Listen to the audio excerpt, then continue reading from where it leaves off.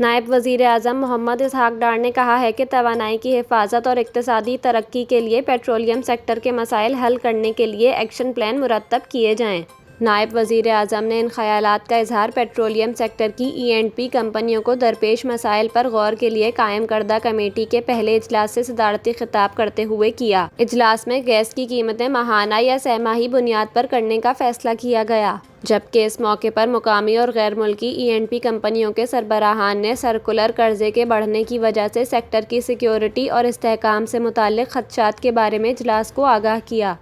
Committee کے نجی شعبے کے اراکین نے بھی ڈاؤن اسٹریم گیس سیکٹر سے متعلق اپنے خدشات کا اظہار کیا اور اس کے استحکام کو بہتر بنانے کے لیے نجی کمپنیوں کے لیے سیکٹر کو کھولنے کی ضرورت پر زور دیا۔ اجلاس کے دوران تفصیلی بحث و مباحثے کے بعد پیٹرولیم ڈویژن کو صنعت اور دیگر اسٹیک ہولڈرز کے ساتھ قریبی تعاون سے کام کرنے کی ہدایت کی گئی۔ فورم نے پیٹرولیم ڈویژن کو اوگرا آرڈیننس میں مناسب ترامیم تجویز کرنے کی بھی ہدایت کی تاکہ گیس کے نرخوں میں ماہانہ یا سہ ماہی بنیادوں پر ایڈجسٹمنٹ کے لیے ایک میکانزم متعارف کرایا جا سکے۔